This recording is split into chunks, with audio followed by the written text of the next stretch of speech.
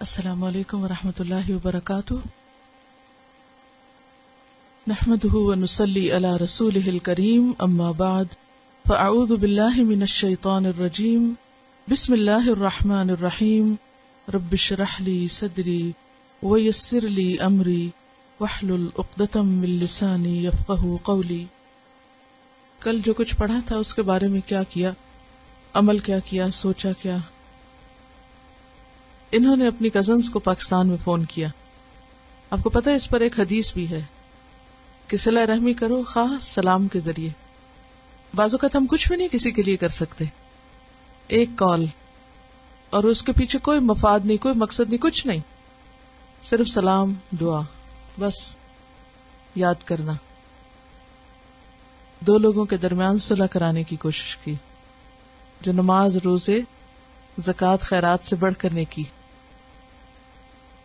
انہوں نے اپنے ہسبینڈ سے احادیث شیئر کی. گڈ. ان کی دوست بہت دن سے ناراض تھی تو دوستی کا لیٹر لکھا. گڈ. فرینڈز میں تو چوائس ہو سکتی، رشتہ داروں میں چوائس کی کوئی بات نہیں. وہ تو جن کو اللہ نے ہمارا رشتہ دار بنا دیا. اب وہ اللہ کے فیصلے کو قبول کرنا ہے. وہ جیسے بھی ہیں ویسے ہی ان کو قبول کرنا ہے. اس ویکنڈ پہ باقیوں کو بھی فون کر لیجیے جن کو رہ گیا. ان کا سوال یہ ہے کہ کسی رشتہ دار سے، یہ بہن بھائی سے زیادہ دوستی اور تعلق ہوتا ہے، کسی سے کم ہوتا ہے، تو اس سے تو کوئی فرق نہیں پڑتا. نہیں، اس سے فرق نہیں پڑتا، کیونکہ بعض کے ساتھ مزاج نہیں ملتے، بعض سے کوئی انڈرسٹینڈنگ نہیں ہوتی، کوئی کامن گراؤنڈ نہیں ہوتی. بعض اوقات کتنی دیر بیٹھ رہے تو کوئی بات ہی نہیں ہوتی، اور بعض لوگوں کے ساتھ بہت زیادہ باتیں ہوتی ہیں. تو وہ ایک روحوں کا ملاپ بھی ہوتا ہے نا، کہ کچھ لوگوں کے ساتھ آپ کا ایک روحانی تعلق ہوتا ہے، روح کا تعلق ہوتا ہے. اور اس پر حدیث بھی ہے نا، یاد ہے کیا حدیث؟ جو لوگ وہاں ملے آنے سے پہلے، وہ یہاں بھی ایک دوسرے، خواہ ان کے درمیان وقت کا فاصلہ ہو یا زمین کا فاصلہ ہو، ان کے دل ایک دوسرے سے ملے ہوئے ہوتے ہیں. اور جو وہاں ایک دوسرے سے اجنبی رہے، وہ یہاں آ کر بھی اجنبی ہیں، خواہ پاس کیوں نہ بیٹھے ہوں. یہ قدرتی بات ہے. ایک اور چیز جو دین پڑھنے کے بعد فرق ڈال دیتی ہے، وہ دلچسپیاں ہیں. آپ کے انٹرسٹ اب کچھ اور ہے، دوسروں کے کچھ اور ہے، کامن گراؤنڈ نہیں رہی. اب اس پر انسان بعض اوقات گلٹی فیل کرتا ہے کہ ملتے بھی ہیں، بیٹھتے بھی ہیں، کال بھی کرتے ہیں، پھر کوئی بات ہی نہیں ہوتی کوئی کرنے کی. کیا کریں، کیا کہیں؟ اس پر بھی حدیث ہے. اس معنی یا اس مشکل کے حل کے لیے بھی رہنمائی موجود ہے. حدیث یاد ہے کسی کو؟ کوئی دلیل یاد ہے؟ کیونکہ یہ وہ مسائل ہیں جو روزمرہ زندگی کے ہیں، آپ کو خود بھی پیش آئیں گے اور دوسرے بھی آپ سے پوچھیں گے. آپ کو جواب آنے چاہیے اور دلیل کے ساتھ. کوئی چیز یاد کریں، ذہن پہ ڈالیں زور. کسی سے زیادہ تعلق، کسی سے کم تعلق. کوئی حدیث یاد کریں کہ جس کی بنا پر آپ یہ فیصلہ کر سکیں، اور بڑے شرح صدر کے ساتھ، کہ کچھ لوگوں کے ساتھ زیادہ تعلق کا ہونا رشتہ داروں میں سے، اور کچھ کا کم ہونا اور بہت کم ہونا، اس کو کیسے جسٹیفائی کریں گے تاکہ وہ گلٹ نہ ہو اندر. گلٹ میں تو نہیں جینا چاہیے نا، جو کریں شرح صدر سے کریں. قرآن پاک کی ایک آیت ہے، ان ولی اللہ الذی نزل الکتاب وہو یتولی الصالحین. بے شک میرا دوست اللہ ہے، وہ جس نے کتاب نازل کی اور وہی دوست رکھتا ہے صالحین کو. نبی صلی اللہ علیہ وسلم یہ ایک حدیث میں آتا ہے کہ فلاں لوگ میرے رشتہ دار ہیں، بنی فلان، اپنے قبیلے کے لوگوں کی طرف اشارہ کیا کہ ان کے ساتھ میری رشتہ داری ہے لیکن دلی تعلق نہیں، کیونکہ میرا دوست تو اللہ اور نیک لوگ ہیں. ہاں، میں رشتہ داری کو سرسبز و شاداب رکھوں گا، تر و تازہ رکھوں گا. کیا معنی اس کا؟ تعلق رکھیں گے، دل نہیں ملتے. اب جہاں دل نہیں ملتے تو اس پہ تو پکڑ نہیں ہے نا. اور کیوں نہیں ملتے؟ کامن انٹرسٹ کوئی نہیں ہے. دل وہاں ملا کرتے ہیں جہاں کوئی سانجھے مطلب ہو، ایک ہی جیسی سوچ ہو، ایک ہی جیسا انٹرسٹ ہو. جب وہ نہیں ہو تو پھر زیادہ سے زیادہ بھی کتنی دیر باتیں کریں گے اور کیا کریں گے؟ یا تو آپ ان کے رنگ میں رہیں گے یا وہ آپ کے رنگ، ورنہ تو نہیں چل سکتے. حدیث کیا ہے؟ قبیلہ ہے بنی فلاں کے لوگ. بنی فلاں اس لیے کہا کہ آپ پرسنل نام کے ساتھ نہیں لوگوں کو مینشن کرتے تھے. جب کسی کے بارے میں کوئی ایسی بات کرتے تو نام نہیں لیتے. قبیلہ بنو فلاں کے ساتھ میری دوستی نہیں، یا وہ لوگ میرے دوست نہیں. بلکہ میرا دوست تو اللہ اور نیک لوگ ہیں، لیکن ان سے رشتہ داری ہے، دوستی نہیں رشتہ داری ہے۔ بعض اوقات دوستی اور رشتہ داری ہوتی ہے، بعض اوقات صرف دوستی ہوتی ہے، بعض اوقات صرف رشتہ داری ہوتی ہے۔ تو یہاں اس تیسری قسم کا ذکر کیا جا رہا ہے، بلکہ رشتہ داری ہے جسے میں تر و تازہ رکھوں گا۔ یہ بخاری کی حدیث ہے۔ کیا مطلب تر و تازہ رکھوں گا؟ حال چال پوچھتا رہوں گا، قطع تعلق ہی نہیں کروں گا، لیکن دوستی نہیں کر سکتا، میں دوستی کا کوئی سبب نہیں ہے۔ اصل میں یہ مسائل وہ ہیں جن کے ساتھ ہمارا دن رات کا واسطہ ہے نا، تو اس میں صحیح بات پتہ ہونی چاہیے تاکہ انسان اطمینان کے ساتھ رہے کہ میں کسی پر زیادتی یا ظلم نہیں کر رہا۔ کسی بھی انسان کی محبت اللہ ہی دلوں میں ڈالتا ہے۔ محبت ایسی چیز ہے جو کوئی خرید نہیں سکتا، جو مال سے نہیں حاصل کی جا سکتی۔ نبی صلی اللہ علیہ وسلم کو اللہ تعالیٰ نے فرمایا لو انفقت ما فی الارض جمیعا ما الفت بین قلوبہم، جو زمین میں ہے سارے کا سارا بھی آپ خرچ کر دیں، آپ ان کے دلوں میں محبت نہیں ڈال سکتے، کسی کی محبت خریدی نہیں جا سکتی۔ یہ اللہ ہے جو دلوں میں محبت ڈالتا ہے۔ اور ہمارے دل میں کس کی محبت ہے؟ اگر نیک لوگوں کی محبت ہے تو یہ خوش قسمتی کی علامت ہے، اور اگر ادروائز ہے تو مشکل ہے۔ قیامت کے دن انسان کس کے ساتھ اٹھایا جائے گا؟ جس سے وہ محبت کرتا ہے، تو سوچ سمجھ کے محبت کریں۔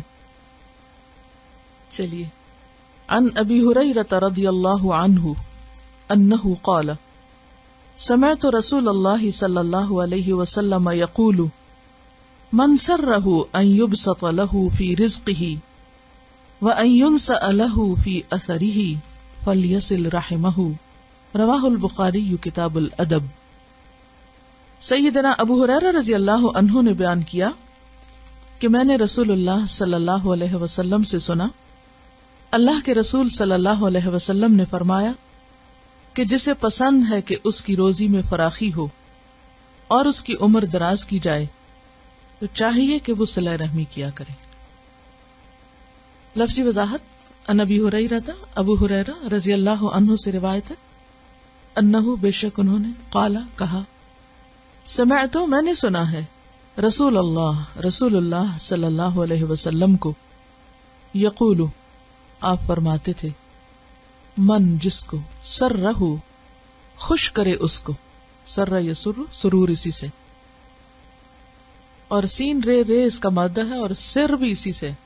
سر کس کو کہتے ہیں؟ چھپی ہوئی چیز کو، اسرار اسی سے ہے۔ تو خوشی بھی کہاں ہوتی؟ دل میں چھپی ہوئی ہوتی۔ من سرہ جس کو یہ بات اچھی لگے، پسند آئے، ان یبسط کہ فراخ کیا جائے، پھیلا دیا جائے، لہو اس کے لیے، فی رزق ہی اس کے رزق میں، یعنی اس کے رزق میں اضافہ کر دیا جائے، اس کا رزق بڑھا دیا جائے، پھیلا دیا جائے، اس کا کاروبار پھیل جائے اور ہر طرف عام ہو جائے۔ وَأَن اور یہ کہ يُنْسَأَ مہلت دی جائے یا دراز کیا جائے، لہو اس کے لیے، فی اثر ہی اس کی مدت میں یا اس کے نشان میں، اس کے نشان یا مدت کو لمبا کر دیا جائے۔ فلیصل پس چاہیے کہ وہ ملائے، رحمہ اپنی رشتہ داری کو، یعنی رشتوں کو جوڑ کر رکھے۔ کون یہ نہیں چاہتا کہ اس کی عمر لمبی ہو اور اس کا رزق زیادہ ہو؟ لمبی عمر جیے اور خوب پھلیں پھولیں ہر شخص کی خواہش ہے۔ تو اس کا نسخہ یا راز بتا دیا گیا کہ اس کے لیے کرنا کیا ہوگا؟ رشتہ داروں کے ساتھ اچھا سلوک۔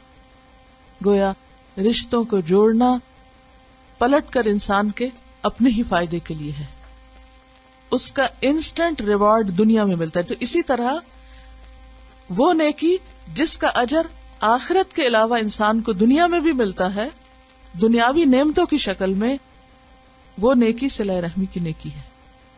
اب یہ جو الفاظ ہیں یہ بڑے خوبصورت ہیں، ان میں ينسأ کا لفظ آتا ہے، نسی کا لفظ آپ نے قرآن مجید میں پڑھا تھا، انما النسیء، تو نسی کہتے ہیں مؤخر کر دینے کو، پوسٹ پون کر دینے کو، کہ جو شخص یہ چاہتا ہے کہ پوسٹ پون کر دیا جائے، یعنی ٹال دی جائے، ذرا اور کر دی جائے.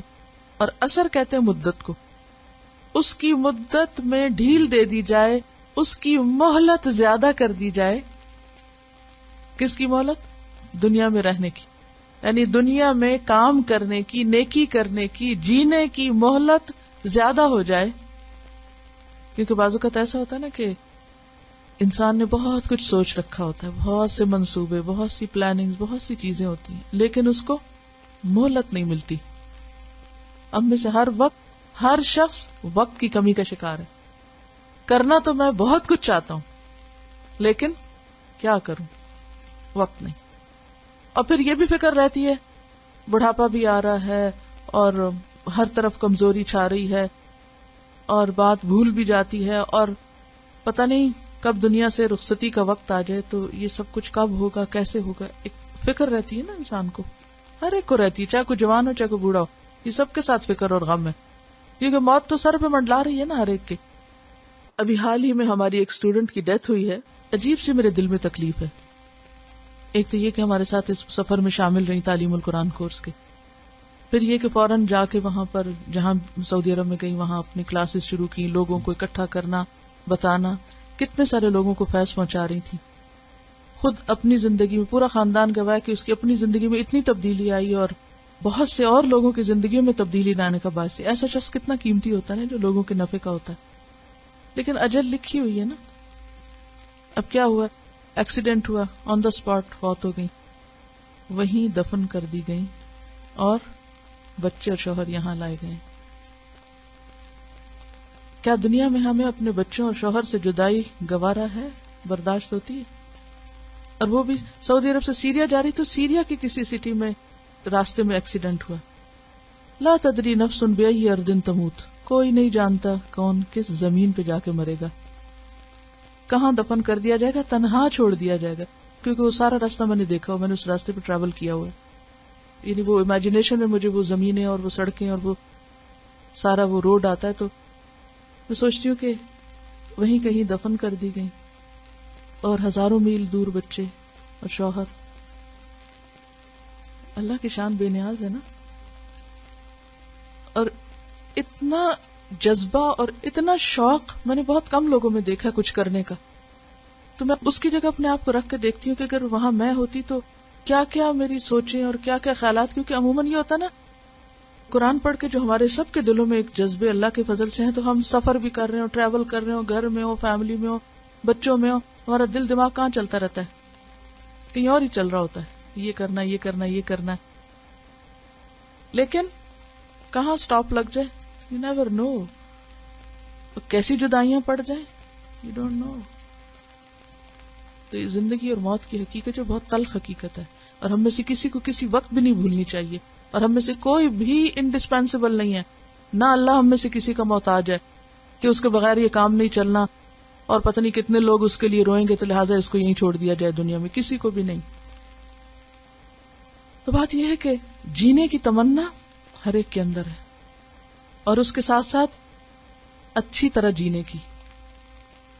مال کی ہرس بھی ایسی ہے، رزق کی وسعت بھی ایسی خواہش ہے جو ہر ایک کے دل میں ہوتی ہے. کوئی بھی یہ کہتا ہوا نہیں سنا گیا کہ نہیں بس ٹھیک ہے جو ہے کافی ہے اور نہیں چاہیے. کسی کو بھی اور ملے تو خوشی سے لیتا ہے. تو اللہ سبحانہ وتعالی نے صلہ رحمی کے جذبے کو دلوں میں راسخ کرنے کے لیے ایسی زبردست موٹیویشن دی ہے کہ جس کی یہ خواہش ہے کہ عمر لمبی ہو اور رزق زیادہ ہو، اسے چاہیے کہ وہ رشتوں کو جوڑ کے رکھے، رشتہ داروں سے اچھا سلوک کرے. پھر آپ دیکھیے کہ ینسا کا لفظ جو ہے، اس میں طول کا لفظ بھی آ سکتا تھا، مگر ینسا جس میں لمبا ہونے کے ساتھ ساتھ مؤخر کرنا یعنی پوسٹ پون کرنا، یعنی یہ ہونے لگا تھا لیکن اللہ نے اس کو تھوڑا اور ڈھیل دے دی. چانس مل جانا، کسی کام کے کرنے کا موقع مل جانا، چانس مل جانا، اور پھر مہلت مل جانا. اب دیکھیے کہ ویسے کسی چیز کا لمبا ہو جانا ایک اور معنی رکھتا ہے، لیکن مہلت ملنا، چانس ملنا، موقع ملنا ایک اور ہی. کیونکہ ہم ویسے ہم جی رہے ہوتے ہیں نا، ہمیں اپنی زندگی کی بعض اوقات کوئی قدر نہیں ہوتی، بس روٹین میں ہر روز ایک نیا دن لے کے اس خزانے کو لوٹتے چلے جا رہے ہیں نا. مجھے بعض اوقات بالکل ایسا لگتا ہے جیسے لوٹ رہے ہیں نا ہم ہر روز مفت کا مال لوٹ رہے ہیں وقت کی شکل میں. کوئی قدر نہیں اس کی, کہاں لگا رہے ہیں, ادھر پھینک رہے ہیں, ادھر ضائع کر رہے ہیں, کوئی بیکار کاموں میں لگا رہے ہیں, جیسے یہ دولت ہر وقت ہی ہمارے ہاتھوں میں رہے گی. تو آپ دیکھیے کہ یہ جو یونسا ہے نا, اس میں جو معنی ہے نا وہ صرف زیادہ ہونے کا نہیں ہے. اس میں وہ ڈیڈ اینڈ پہ پہنچ رہے تھے تو وہاں سے ایکسٹینشن ملنے کا. کسی کو نوکری میں ایکسٹینشن مل جائے, یعنی ویسے جتنی بھی جاب کرے تو وہ اتنی نہیں ہوتی, لیکن اس جاب کی زیادہ قدر ہوتی ہے جو ایکسٹینشن کی صورت میں ملتی ہے, جو پینشن کے بعد ملتی. تو یہ یوں ہی ہے کہ کسی شخص کو مواقع کا زیادہ مل جانا, چانسز کا زیادہ مل جانا. اور پھر اثر کا لفظ جو ہے یہ مدت کے علاوہ نشان کے لیے بھی استعمال ہوتا ہے. نَكْتَبُ مَا قَدَّمُوا وَآثَارَهُمْ. آثار کس کو کہتے ہیں؟ آثار قدیمہ, نشانات. حدیث کے معنوں میں بھی آتا نا, تو اثر نشان کو بھی کہتے ہیں, امپریشن کو بھی کہتے ہیں. اور علم الاثار کہتے ہیں پرانی یادگار چیزوں کا علم. تو جو شخص یہ چاہتا ہے کہ اس کا رزق زیادہ ہو اور اس کے نشانات طویل ہوں, دیر تک اس کے کاموں کا صدقہ جاریہ ہو, اس کے مرنے کے بعد بھی اس کی یادیں لمبی ہوں.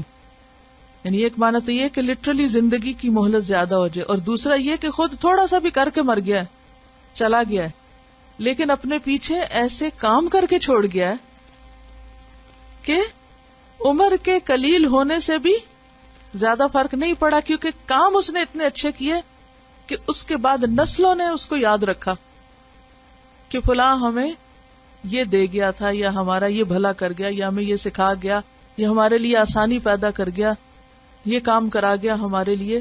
تو لوگ اس کو بھولتے نہیں, اس کو راہ گزرتے دعائیں دیتے ہیں. ایسے کاموں کی مہلت ملنا یہ بھی انسان کے لیے اللہ کی بہت بڑی نعمت ہے اور اللہ کی رحمت ہے. اور رحمان اور رحم میں جو حرفوں کا اشتراک ہے, ایک روٹ سے ہیں جو دونوں, جو حرفی اشتراک ہوتا ہے نا, اس میں بھی ایک خاص محبت چھپی ہوئی ہوتی ہے. یہ نہیں, آپ نے میری بات سمجھی؟ حرفی اشتراک کیا معنی ہوتا ہے؟ حرفی اشتراک مثلا آپ کا نام کسی کے نام سے ملتا جلتا ہو. مثلا بچوں کو جب صحابہ کی سٹوریز وہ پڑھتے ہیں نا تو ان کو ایک خاص خوشی ہوتی ہے, اچھا میرا نام اس کے نام سے ملتا ہے. آپ کا نام کسی کے نام سے ملتا ہو, آپ کے مثلا تاریخ پیدائش کسی کی تاریخ پیدائش سے ملتی ہو, تو وہ اشتراک کیا کیفیت لاتا ہے, ایک دم کنیکشن ہو جاتا ہے. ایک دن بیٹھی میں نا اپنے کیلنڈر سے دیکھ رہی تھی, اچھا جو میری ڈیٹ آف برتھ ہے اس میں اسلامی مہینہ کیا تھا اور دن کیا تھا, اور نبی صلی اللہ علیہ وسلم کا دن کیا تھا, اور ان کا مہینہ کیا تھا. تو میں سوچ رہی کہ میں اتنی کیوں اس میں محنت کری ہوں, ڈھونڈ رہی, لیکن وہ ایک دل چاہتا ہے نا کہ کسی بھی طرح کہیں سے کوئی ایسوسیشن ہو جائے, کوئی تعلق جڑ جائے کہیں بھی. تو یہ جو تعلق کا جڑنا ہے نا, رحم کا رحمان سے اشتقاق جو ہے, حرفی اشتراک جو ہے, یہ خاص توجہ یا اہمیت کا حامل ہے, یہ کوئی معمولی چیز نہیں ہے. اس لیے اس کو ریگارڈ دینا, اس کو امپورٹنٹ سمجھنا, اس کی قدردانی کرنا, اس کو نبھانا, یہ بہت بڑے بڑے نیکی کے کاموں میں سے اعلیٰ درجے کا کمال ہے. یہ کوئی معمولی نیکی نہیں ہے, اور یہ شاید اس لیے بھی بہت بڑی نیکی ہے کیونکہ ہے بڑی ہی مشکل, جو آپ کو یک طرفہ طور پہ کرنی ہوگی. عموماً یہ دو طرفہ نہیں ہوتی. جب آپ کوئی کام یک طرفہ طور پہ کرتے ہیں نا, وہ صرف اس وقت ہوتا ہے جب اللہ کے لیے کریں, ورنہ تو آپ فوراً فیڈ اپ ہو جاتے ہیں, اچھا میں نے یہ کیا, فلاں نے میری قدر نہیں کی, میں جا رہا ہوں, میں چھوڑ رہا ہوں. لیکن یہاں چھوڑنا تو ہے ہی نہیں, کوئی آپ کو جواب دے یا نہ دے, آپ کو کرتے ہی چلے جانا, تبھی صلہ رحمی ہے, ورنہ صلہ رحمی نہیں ہے. کیونکہ اگلی حدیث اس کی وضاحت کرتی ہے. عن ابی ہریرہ ان رجلا قال یا رسول اللہ ان لی قرابۃ اصلهم ويقطعوني واحسن اليهم ويسيئون الي واحلم عنهم ويجهلون علي فقال لئن كنت كما قلت فكأنما تسفهم المل ولا يزال معك من الله ظهير عليهم ما دمت على ذلك رواه مسلم کتاب التحفہ. صحیح. سیدنا ابو ہریرہ رضی اللہ عنہ سے روایت ہے ایک آدمی نے کہا اے اللہ کے رسول صلی اللہ علیہ وسلم، میرے کچھ رشتہ دار ہیں، میں ان سے صلہ رحمی کرتا ہوں اور وہ مجھ سے قطع تعلق کرتے ہیں، میں ان سے اچھا سلوک کرتا ہوں، وہ مجھ سے برا سلوک کرتے ہیں، میں ان سے تحمل اور بردباری سے پیش آتا ہوں، وہ میرے ساتھ جہالت سے پیش آتے ہیں، نادانی سے پیش آتے ہیں۔ آپ صلی اللہ علیہ وسلم نے فرمایا اگر تو ایسا ہی ہے جیسا کہ تو نے کہا، یعنی تو سچ بول رہا ہے، تو گویا تو ان کے منہ میں گرم راکھ ڈال رہا ہے، اور ان کے مقابلے میں تیرے ساتھ ہمیشہ اللہ کی طرف سے ایک مددگار رہے گا جب تک تیرا یہی رویہ رہے گا۔ اتنا بڑا ریوارڈ۔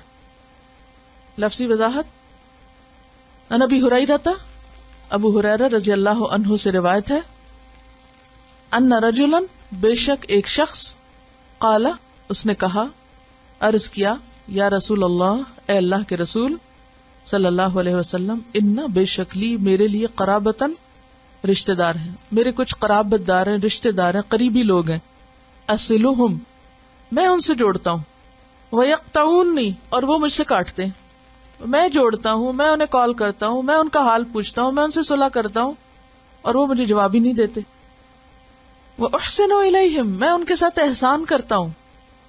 احسان کیا ہوتا ہے؟ خوبصورتی سے معاملہ کرنا۔ وَيُسِيئُونَ إِلَيَّ، اور جواب میں وہ میرے ساتھ برا کرتے ہیں، میں جوڑنے کی کوشش کرتا ہوں، میں انہیں دینے کی کوشش کرتا ہوں، میں ان کا خیال رکھتا ہوں، میں ان کے ساتھ بھلا سلوک کرتا ہوں، اور وہ جواب میں میرے ساتھ برائی کرتے ہیں۔ وَأَحْلُمُ عَنْهُمْ، اور میں ان سے حلم برتتا ہوں۔ حلم کس کو کہتے ہیں؟ بردباری کو، تحمل کو، کسی کی بات سن کے غصے میں نہ آنا، پی جانا، خاموش ہو جانا، کوئی گالی بھی دے، برا بھی کہے تو چہرے پر نظر نہ آنے دینا۔ احلم عنہم ویجہلون علی، یعنی میں ان کے برے رویے کو پی جاتا ہوں، ظاہر ہی نہیں ہونے دیتا، اور وہ اور سر چڑھتے ہیں، جہالت برتتے ہیں اور حماقتیں کرتے ہیں اور تنگ کرتے ہیں۔ اب ہونا تو یہ چاہیے تھا کہ آپ فرماتے کہ اچھا تم بھی پھر یہی شروع کر دو۔ فقالا، تو آپ نے فرمایا، لئن کنت کما قلت، لئن، البتہ اگر، کنت، ہے تو، کما قلت، جیسا تو کہہ رہا ہے، اگر تیری بات سچی ہے، فکأنما، تو گویا کہ، تصفہم، تم ڈال رہے ہو ان کو۔ یہ جو تصفو کا لفظ ہے نا، سین فے سے ہے، صفہ یا صفو کا معنی ہوتا ہے ستو یا دوائی پھانکنا۔ پھانکتے کیا ہے؟ پھانکنے کا پتہ، یعنی چمچ سے نہیں کھاتے بلکہ پھانکتے ہیں اس کو۔ صفوف کا لفظ پڑھا ہے کبھی؟ کیا ہوتا ہے صفوف؟ پاؤڈر، پسی ہوئی چیز، تو وہ اسی مادے سے، یہ اردو میں صفوف کا لفظ ہے۔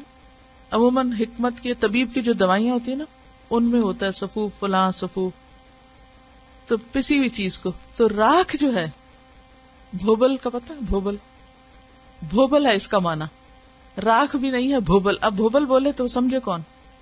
تو وہ بھوبل جو ہے، جس میں عام طور پہ آپ، پہلے زمانے میں اوون نہیں ہوتے، تو مجھے یاد ہے بچپن میں اس کے اندر آلو وغیرہ بیک کرتے تھے، کوئی بھی سبزی اس کے اندر ڈھک کے ڈال دیتے تھے اور وہ بہت اچھی بیکنگ ہو جاتی۔ تو وہ جو گرم راکھ ہے وہ کیسی ہوتی ہے؟ بھون کے رکھ دیتی چیزوں کو، اندر سے اتنا اندر تک گلا دیتی، یعنی بہت ٹھیک ٹھاک اس کے اندر وہ سینک ہوتا ہے۔ تو اس بھوبل کے لیے لفظ آتا ہے مل، یعنی سوکھی راکھ نہیں، وہ مل یا بھوبل جو ہے، اس کو تم دراصل وہ اپنے منہ میں وہ پھانک رہے ہیں۔ ذرا سوچے، تصور میں لائیں، بھوبل کوئی بھی نہیں کھاتا، لیکن اگر کبھی کوئی ایسی گرم چیز منہ میں ڈال بیٹھے، کیا ہوگا؟ منہ جل جائے گا، تکلیف ہوگی نا۔ پھر کیا ہوگا؟ منہ جلے گا تو تکلیف ہوگی نا۔ کیسی؟ بس ایک دن، کئی دن۔ آپ نے فرمایا کہ گویا تم ان کے منہ میں گرم راکھ ڈال رہے ہو، یعنی جس طرح گرم راکھ کھانے والے کو، گرم راکھ پھانکنے والے کو اذیت ہوتی ہے اور تکلیف ہوتی ہے، اسی طرح ان کی اس برائی کی ان کو یہ سزا ملے گی قیامت کے دن۔ یا دنیا میں اگر روحانی تکلیف یا اندر کی تکلیف کو کہا جائے تو وہ یہ تک اندر سے ایسا شخص کھولتا رہتا ہے جو کسی سے بنا کے نہیں رکھتا، اس کے اپنے اندر کہاں سے خوشی آ سکتی؟ حقیقی خوشی کب نصیب ہوتی؟ جب آپ اپنی ذات سے کسی کو تکلیف نہ دیں۔ جب کسی کو تکلیف دے چکتے ہیں، اور خاص طور پر ایسے شخص کو کہ وہ آپ کے ساتھ اچھا سلوک کر رہا ہے اور دوسرا اس کو صحیح جواب نہیں دے رہا، تو وہ جو اندر کی جلن ہے وہ منہ پر بھی آتی ہے اور پھر اندر بھی پلٹ کے جاتی ہے.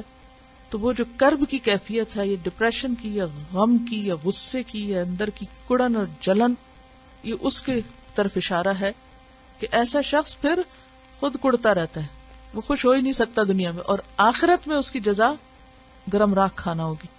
جسے مختلف غلط کاموں کی جو جزا ہے وہ بتائی گئی ہے نا، قیامت کے دن کیا ہوگی. اور قرآن مجید پڑھ کے آپ سب کو معلوم ہے کہ بہت جگہ جزا اور عمل میں مماثلت ہے. کیا معنی ہے اس کا؟ جیسا عمل ہوتا ہے نا اس کے مطابق ہی جزا بتائی گئی ہوتی ہے. جو یہ کرے گا اس کو قیامت کے دن یہ ملے گا، یعنی ایکول قسم کا ریوارڈ اسی کائنڈ میں ملتا ہے. عمل اور جزا کی کائنڈ میں اشتراک ہوتا ہے، قسم میں.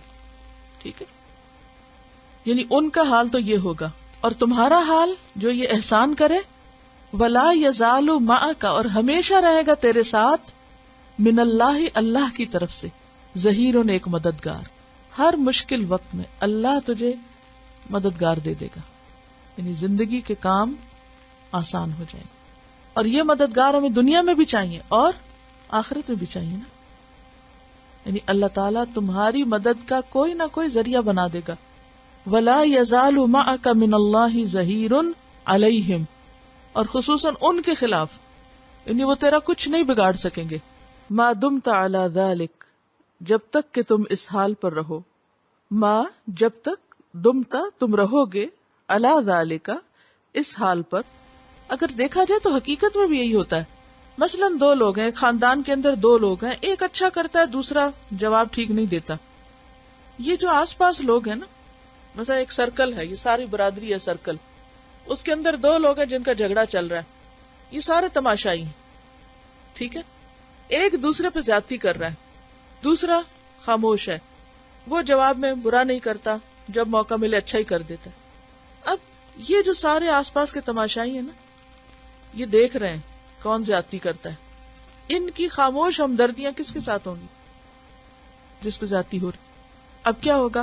جب کبھی اس کو کوئی نقصان ہونے لگے گا تو باقی لوگ بیچ میں آ جائیں گے، ہمیں پتہ ہی یہ کیا اور تم کیا ہو، خبردار جس کو یہ کہا.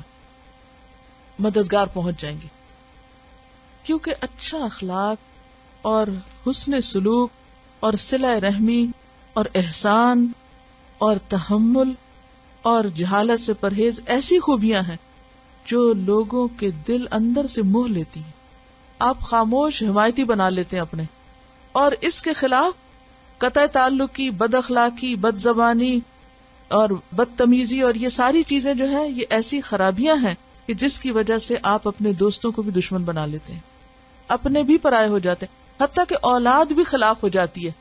آپ نے دیکھا ہوگا کہ بعض اوقات یعنی کہ ہم ماں باپ ہوتے ہوئے سمجھتے ہیں ہمارا بچوں پہ حق ہے، لہٰذا جس زبان میں مرضی بات کریں، لیکن اگر آپ دن رات بد اخلاقی کرتے رہے تو بچوں کے دل میں کیا عزت رہ جاتی ہے ماں باپ کی؟ نہیں ہوتی نا. کچھ بعض اوقات چپ کر کے کچھ کہتے کچھ نہیں ہے لیکن دل میں عزت نہیں رکھتے، اور بعض اوقات انہی کے خلاف کسی اور سے جا کے شکایتیں کر رہے ہوتے ہیں. تو ظہیر کس کو ملا؟ جس کے اندر یہ خوبیاں ہوں.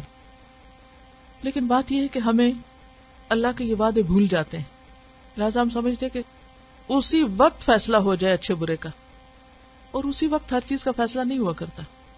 صبر کے ساتھ ہی تمام چیزیں اپنے مقام پہ آتی ہیں. اگلی حدیث ہے عن عبداللہ بن عمرو عن النبی صلی اللہ علیہ وسلم قال لیس الواصل بالمکافئ ولكن الواصل الذي اذا قطعت رحمه وصلها، رواہ البخاری کتاب الادب. سیدنا عبداللہ بن عمرو رضی اللہ عنہ سے روایت ہے کہ نبی کریم صلی اللہ علیہ وسلم نے فرمایا کہ کسی کام کا بدلہ دینا صلہ رحمی نہیں ہے، بلکہ صلہ رحمی کرنے والا وہ ہے کہ جب اس کے ساتھ قطع رحمی کی جا رہی ہو تب بھی وہ صلہ رحمی کرے. لفظی وضاحت عن عبداللہ بن عمرو، عبداللہ بن عمرو سے روایت ہے، عن النبی، نبی صلی اللہ علیہ وسلم سے روایت ہے، قال آپ نے فرمایا لیسا نہیں ہے، الواصل صلہ رحمی کرنے والا، جوڑنے والا، صلہ رحمی کرنے والا وہ نہیں ہے بالمکافئ جو بدلے کے طور پہ کرے. یہ واصل کی طرح فاعل ہے مکافئ. مکافئ کا مطلب ہوتا ہے کافی ہونے والا، یعنی جواباً کوئی کام کرنے والا. مکافات ہوتا ہے عدلے کا بدلہ. عمل مکافات سنا کبھی اردو میں لفظ؟ ولیکن الواصل، لیکن واصل وہ ہوتا ہے الذی وہ جو اذا قطعت جب کاٹ دیا جائے رحمہ اس کے رحم کو، یعنی اس کی رشتہ داری کو، اس سے تعلق توڑ لیا جائے، وصلہا وہ جوڑے اس کو، وہ آگے بڑھ کے خود جوڑے. یعنی جب اس سے کوئی اچھا سلوک نہ کرے تو وہ دوسرے سے اچھا سلوک کرے اور کرنے میں پہل کرے. اور یہ حقیقت میں بڑے دل والے، بڑے جذبے اور بڑی نیت والوں کا ہی کام ہو سکتا ہے.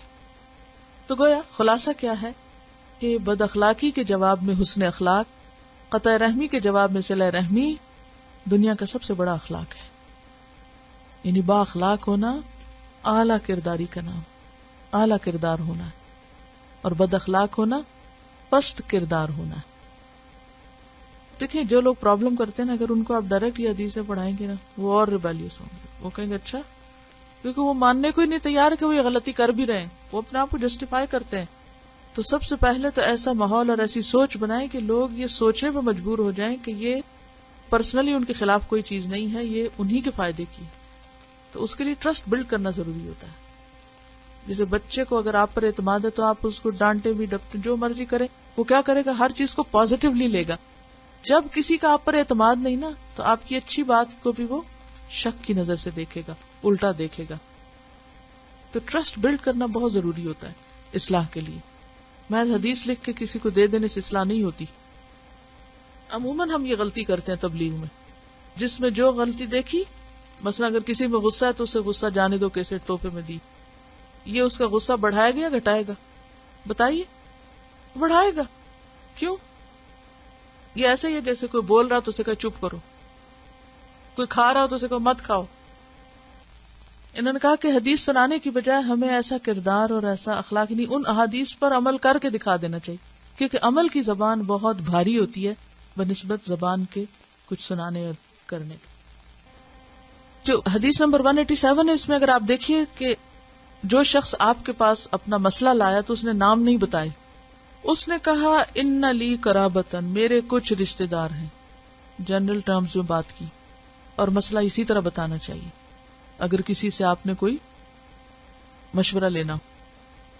اور دوسری بات یہ کہ آپ صلی اللہ علیہ وسلم نے ایک طرف سے بات سن کے حتمی فیصلہ نہیں کیا. آپ نے کیا فرمایا؟ اگر تو جو کہہ رہا ہے وہ ویسا ہی ہے، کیونکہ بعض اوقات آپ نے دوسری طرف کی بات نہیں سنی تو آپ کو نہیں پتا ہوتا حقیقت کیا ہے.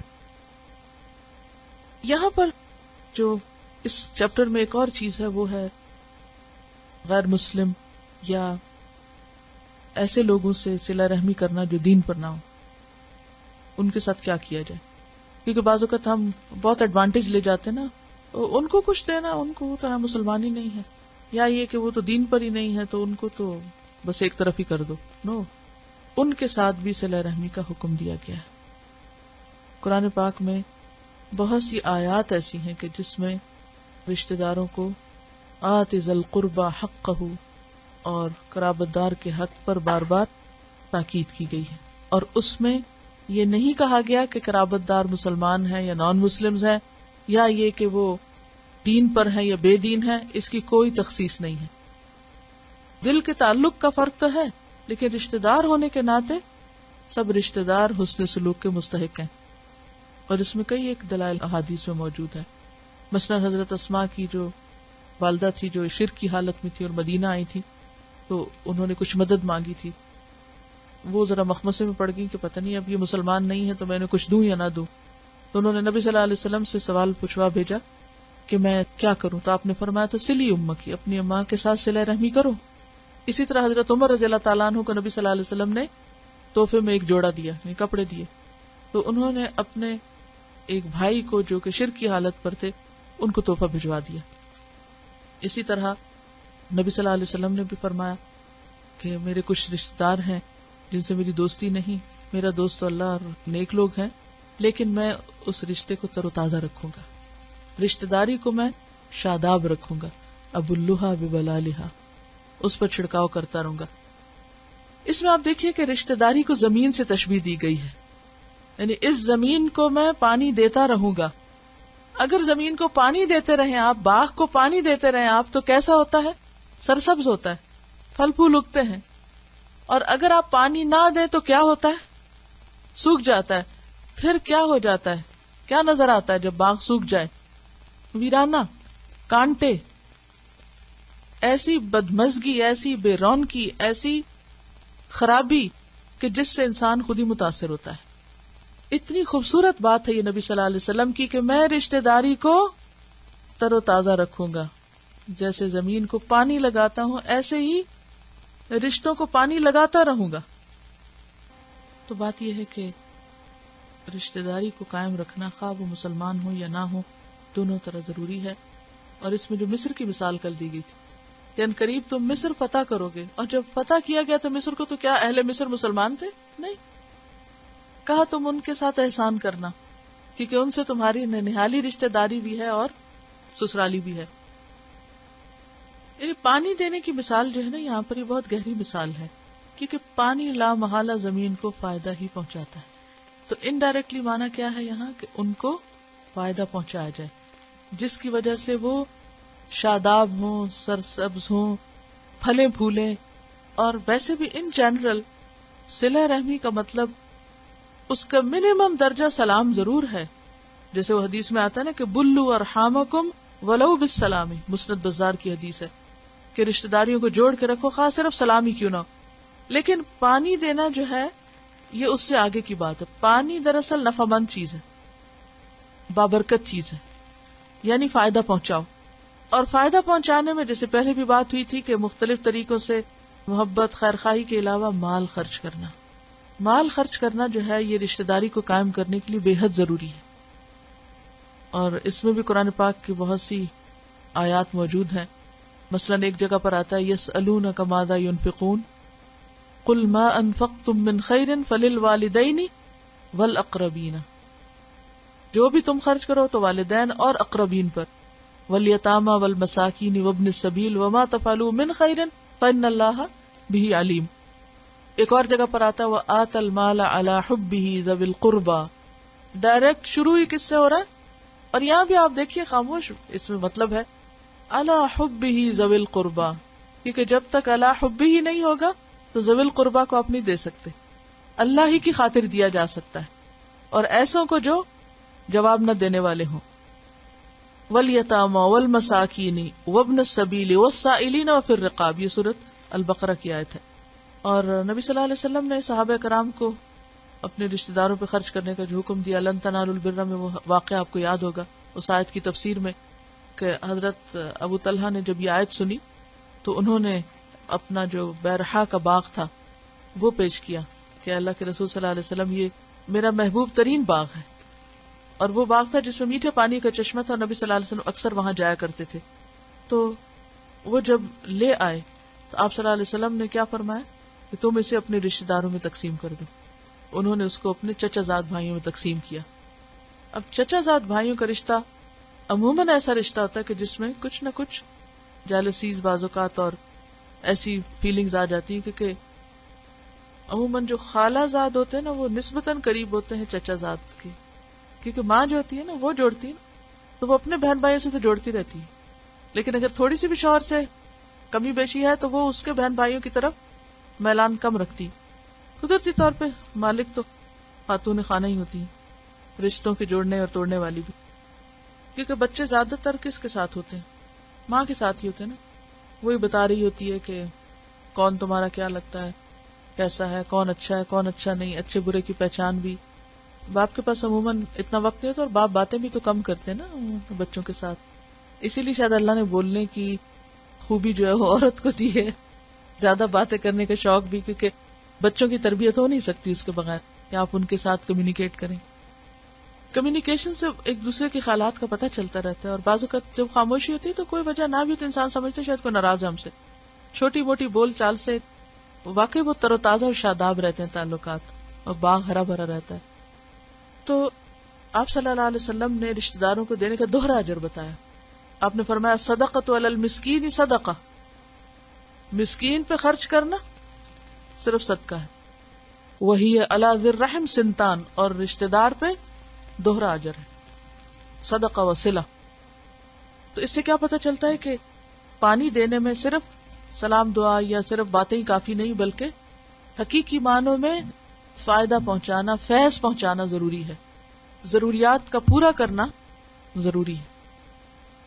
عموماً جب کوئی شکایت کسی سے سنتے ہیں تو ہم جو سامنے والا ہوتا ہے اس کے ساتھ مل جاتے ہیں.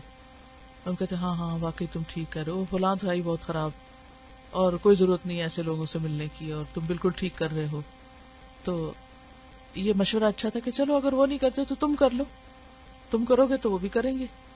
اور بعض اوقات ایسا بھی ہوتا ہے کہ دوسرا شخص جان کے نہیں کر رہا ہوتا ایسے، وہ بھول جاتا ہے. اب وہ بھول گیا، اب اس کو اس بھولنے کو کوئی معافی نہیں کرتا. بسا اوقات ایسا بھی ہوتا ہے کہ بڑے یہ توقع رکھے ہوتے کہ چھوٹے آگے بڑھیں، اور چھوٹے ہی چاہتے ہیں کہ بڑے شفقت فرمائیں، تو وہ پھر کوئی بھی آگے نہیں بڑھتا اور بات اسی طرح بگڑی رہتی ہے. اچھا، اس میں یہ ہے کہ کئی مجلسیں ایسی ہوتی ہیں کہ وہ مسنون نہیں ہوتی، لیکن پھر رشتہ داری کا معاملہ ہوتا ہے. مثلا کسی نے 40واں رکھا ہوا خاندان میں، ایک تو یہ ہے کہ آپ کہیں جی 40واں اور میں نہیں آ رہی، اور دوسرا یہ ہے کہ آپ انہیں کہیں کہ میں اس شرط پہ آؤں گی جب میں آپ کو یہ بتاؤں کہ اسلام میں مرنے جینے کے آداب کیا ہیں، اور وہاں پر آپ جا کر بتائیں، اور اچھے طریقے سے یہ بھی بتا دیں کہ اس کا کوئی سنت میں وہ نہیں ہے. بہت سے ایسے 40ویں تھے جہاں بیٹھ کے میں نے 40ویں کے خلاف بات کی اور لوگوں نے سمجھا اور مانا. تو ایسے مواقع سے فائدہ اٹھائیں، ورنہ لوگ جمع نہیں ہوتے. اگر آپ اپنے گھر میں درس پہ بلائیں گے نا تو 4 لوگ آئیں گے، اور جہاں 400 اکٹھے ہیں وہاں کیوں نہیں فائدہ اٹھاتے جا کے. بعض لوگ اس کے خلاف ہوتے ہیں کہ نہیں آپ بدعت میں شریک ہوتے ہیں اور ایسے موقع پہ یہ نہیں کرنا چاہیے. ارینج تو نہیں کرنا چاہیے، لیکن اگر کوئی ارینج کر چکا ہے تو اس موقع کو ہاتھ سے نہیں جانے دینا چاہیے. بے شمار لوگوں کو میں ایسے لوگوں کو جانتی ہوں کہ جن کو میں نے ایسی مجلسوں میں جا کے پکڑا کیونکہ وہ جمع تھے، وہاں سنایا اور انہوں نے سنا اور انہوں نے اپنے طریقے بدلے. کیونکہ نبی صلی اللہ علیہ وسلم کا جو دعوت و تبلیغ کا طریقہ تھا وہ کیا تھا؟ کیا آپ میلوں میں، بازاروں میں، گروہوں میں، قبائل میں ہر جگہ نہیں جاتے تھے؟ ہر جگہ جاتے تھے اور جا کے اپنا پیغام پہنچا کے آتے تھے. تو جب تک پیغام ان تک پہنچے گا نہیں تو دور سے بیٹھ کے ہم قطع تعلق ہی کر کے بیٹھ جائیں کہ نہیں چونکہ تم یہ کر لہٰذا ہم نہیں آ رہے. نہیں، آپ انہیں کہیں کہ یہ ہے تو غلط، مگر میں آپ کو آ کے بتاؤں گی کہ اصل کیا ہے. یہ جو لفظ شجنا ہے نا، اس پہ میں بعد میں بھی غور کر رہی تھی. الرحم شجنۃ من الرحمن. آپ یوں کہہ سکتے ہیں کہ رحم جو ہے اس کی جڑ رحمان ہے، رحمان سے ہے، یعنی وہیں سے نکلا ہے. جیسے جڑ نکلتی ہے نا، بیج سے ایک جڑ باہر آ جاتی، تو رحمان لفظ سے ہی جڑ نکلی ہوئی ہے رحم کی. رحمان سے لفظی اشتراک ہے، ذاتی نہیں. یعنی لفظ رحمان ہی سے رحم نکلا ہوا ہے، یعنی اسی کی شاخ ہے، اسی کی جڑ ہے. سبحانک اللہم و بحمدک نشہد ان لا الہ الا انت نستغفرک و نتوب الیک. السلام علیکم و رحمۃ اللہ وبرکاتہ.